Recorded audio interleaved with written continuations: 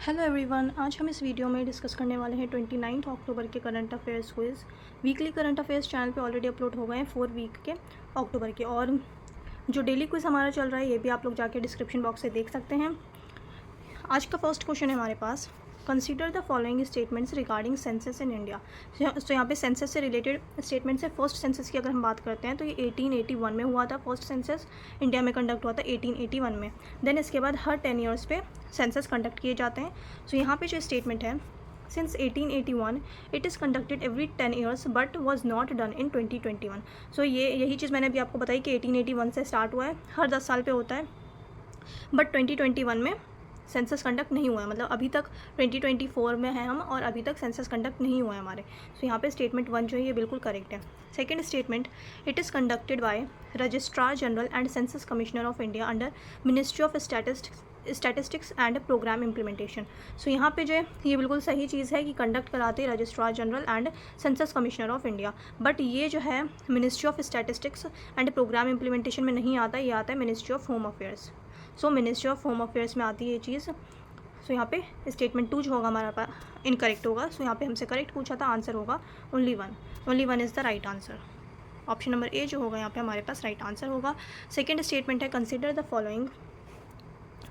Following statements regarding delimitation in India. So यहाँ पे delimitation से रिलेटेड स्टेटमेंट्स हैं। अगर हम डिलिमिटेशन कमीशन की बात करते हैं, सो डिलिमिटेशन जो है बेसिकली कॉन्स्टिट्यूशनली मैंडेटरी एक्सरसाइज होती है, जो कि हर सेंसस के बाद करवाया जाता है। हर सेंसस के बाद डिलिमिटेशन होती है, बट 1976 में जो है इसे स्टॉप कर दिया गया था 2026 तक।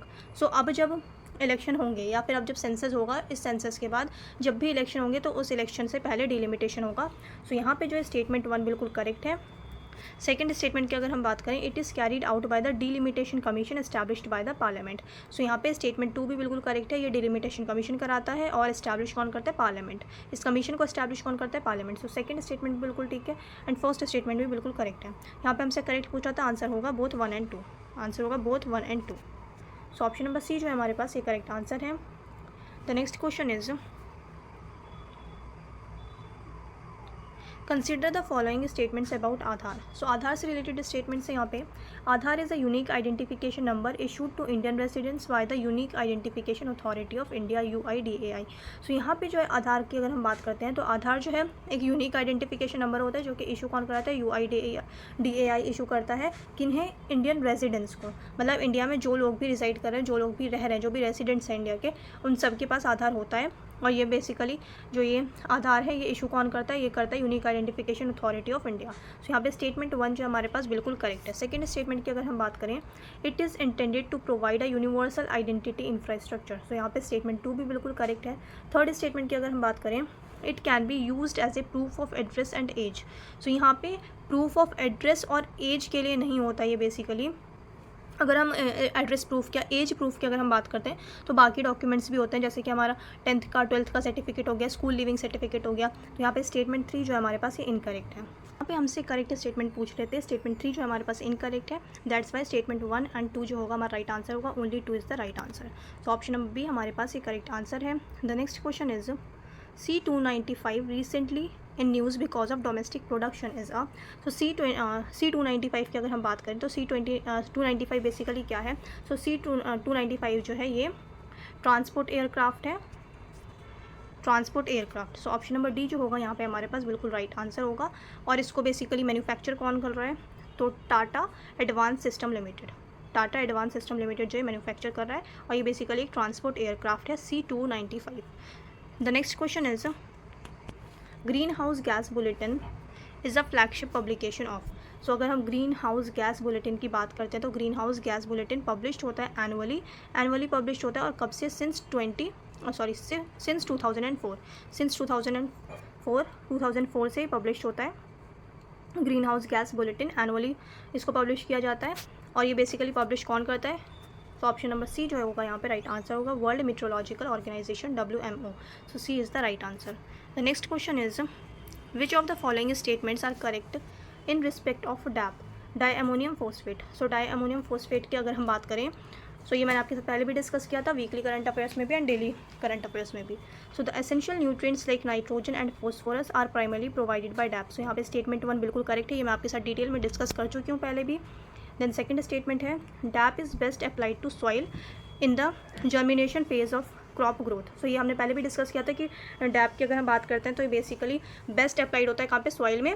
कौन से फेज़ में, जर्मिनेशन फेज़ में. क्रॉप की जब ग्रोथ हो रही होती है तो जर्मिनेशन फेज़ में डैप बहुत अच्छे से सॉइल में मतलब जो डायमोनियम फॉस्फेट होता है इसका यूज़ किया जाता है जर्मिनेशन फेज़ में क्रॉप की ग्रोथ के लिए. सो यहाँ पे स्टेटमेंट 2 होगा बिल्कुल करेक्ट. फर्स्ट भी करेक्ट है और सेकंड स्टेटमेंट भी हमारे पास यहाँ पे करेक्ट है. थर्ड स्टेटमेंट अगर हम देखें, over application of DAP leads to reduced microbial activity. So यहाँ पे ऑप्शन नंबर 3 भी हमारे पास बिल्कुल करेक्ट है. यहाँ पे हमसे करेक्ट पूछ रहा था तो आंसर होगा all the 3 are correct. So 1, 2 and 3 जो होगा यहाँ पे राइट आंसर होगा option number D. The next question is which of the following is an indicator of a cyclical slowdown. So cyclical slowdown की अगर हम बात करें तो साइक्लिकल स्लो डाउन क्या होता है, बेसिकली ये टेम्पररी डिक्लाइन होता है इकोनॉमिक एक्टिविटी में. सो इकोनॉमिक एक्टिविटी में टेम्पररी डिक्लाइन को कहते हैं साइक्लिक स्लो डाउन. और ये किसकी वजह से होता है, ये होता है decline GDP growth rates. So growth rates, GDP growth rate जब कम होती है तो उस टाइम पे हमें टेम्पररी डिक्लाइन देखने को मिलता है इकोनॉमिक एक्टिविटी में. Next question is consider the following with reference to the food corporation of India. Food corporation of India की बात करें अगर तो food corporation of India ensure करता है फूड सिक्योरिटी और डिस्ट्रीब्यूटिंग फूड ग्रेन्स, स्टोर करना, तो ये सारे काम होते हैं फूड कॉरपोरेशन ऑफ इंडिया का. सो यहाँ पे स्टेटमेंट्स देखें, the main objective of the FCI is to regulate food prices in the market. So यहाँ पे अगर हम बात करते हैं रेगुलेट करने की फूड प्राइसेस, तो ये डायरेक्ट रेगुलेट नहीं करता है फूड प्राइसेस को. हम कह सकते हैं कि मार्केट प्राइसेस को इन्फ्लुएंस ज़रूर करता है पर रेगुलेट नहीं करता. सो यहाँ पे स्टेटमेंट 1 जो है इनकरेक्ट होगा. सेकंड स्टेटमेंट की बात करें, FCI primarily deals with fruits and vegetables. So यहाँ पे फ्रूट्स एंड वेजिटेबल्स नहीं होगा. ये बेसिकली प्राइमरी डील किससे करता है एफसीआई, ये सीरियल्स एंड पल्सेस जैसे कि राइस हो गया, वीट हो गया, कोर्स ग्रेन्स हो गए, तो ये सारी चीज़ें जो होती हैं ये एफसीआई इन सब चीज़ों से डील करता है, इन सब चीज़ों को देखता है, ना कि फ्रूट्स एंड वेजिटेबल्स को. सो यहाँ पे स्टेटमेंट 2 भी हमारे पास इनकरेक्ट है. थर्ड स्टेटमेंट की अगर हम बात करें, Pradhan Mantri Fasal Bima Yojana is implemented by FCI to distribute food grains of the poor. So यहाँ पे जो है सो एफसीआई यहाँ पे डिस्ट्रीब्यूट नहीं करता है food grains.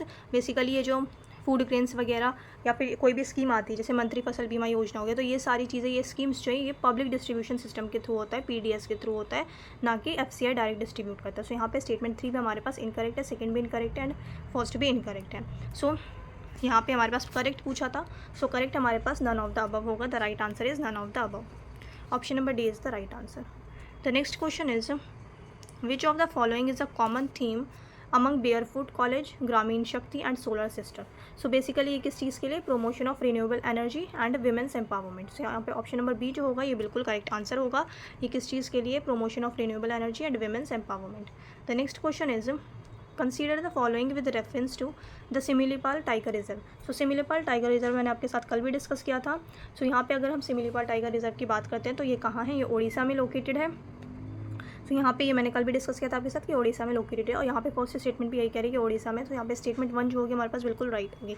It was declared a tiger reserve in 2012 by the state government. So यहाँ पे सेकेंड स्टेटमेंट की अगर हम बात करते हैं, सो सिमिलीपाल टाइगर रिजर्व बेसिकली ये टाइगर प्रोजेक्ट जब स्टार्ट किया गया था 1973 में. टाइगर प्रोजेक्ट जब स्टार्ट हुआ था 1973 में, तो उस वक्त इसे सिमिलीपाल को टाइगर रिजर्व डिक्लेयर किया गया था. तो यहाँ पे स्टेटमेंट 2 हमारे पास इनकरेक्ट हो जाएगी. और ये बेसिकली यहाँ पे बोला है कि स्टेट गवर्नमेंट ने, तो यहाँ पे ये जो इनिशिएटिव स्टार्ट किया था इसे गवर्नमेंट ऑफ इंडिया ने किया था, स्टेट गवर्नमेंट ने अलोन नहीं किया था. तो स्टेट गवर्नमेंट यहाँ पे नहीं होगा, यहाँ पे central government and state government दोनों होगा. तो यहाँ पे बेसिकली जो स्कीम थी ये सेंटर की थी. सो यहाँ पे स्टेटमेंट 2 इनकरेक्ट होगा. ईयर कौन सा था, 1973 जब प्रोजेक्ट टाइगर लॉन्च हुआ था, उस वक्त इसको सिमिलीपाल टाइगर रिजर्व को टाइगर रिजर्व डिक्लेयर किया गया था, ना कि 2012 में. सो यहाँ पे नेक्स्ट होगा, फर्स्ट हमारे पास बिल्कुल करेक्ट है, सेकंड इनकरेक्ट है. सेकंड होगा 1973 और central government. Then third statement है the river Budhabalanga originates within the reserve. So यहाँ पे स्टेटमेंट 3 बिल्कुल करेक्ट है कि बूधा बलंगा रिवर जो है ये ओरिजिनेट होती है सिमिलीपाल टाइगर रिजर्व से. सो यहाँ पे स्टेटमेंट 3 बिल्कुल करेक्ट है. फर्स्ट एंड 3 जो है ये करेक्ट है. Fourth statement only the Gond tribes are indigenous to the Similipal tiger reserve area. So यहाँ पे कह रहे हैं कि सिर्फ और सिर्फ गोंड ट्राइब देखने को मिलता है हमें सिमिलीपाल टाइगर रिजर्व में, बट ऐसा नहीं है। गोंड ट्राइब है इस एरिया में, साथ में संथाल ट्राइब भी देखने को मिलते हैं हमें, हो ट्राइब भी देखने को मिलता है। सो यहाँ पे ओनली गोंड ट्राइब नहीं होगा, that's why statement 4 and statement 2 जो हमारे पास इनकरेक्ट है। राइट आंसर होगा हमारा ओनली 2। यहाँ पे हमसे करेक्ट पूछ रहे थे, so only 2 is the right answer. Option number B is the right answer. I hope आप लोगों को क्वेश्चन अच्छे लगे होंगे। चैनल पे आप लोग नए हैं तो चैनल को सब्सक्राइब कर लें, वीडियो अच्छी लगी तो वीडियो को लाइक कर दें। मिलते हैं नेक्स्ट वीडियो में।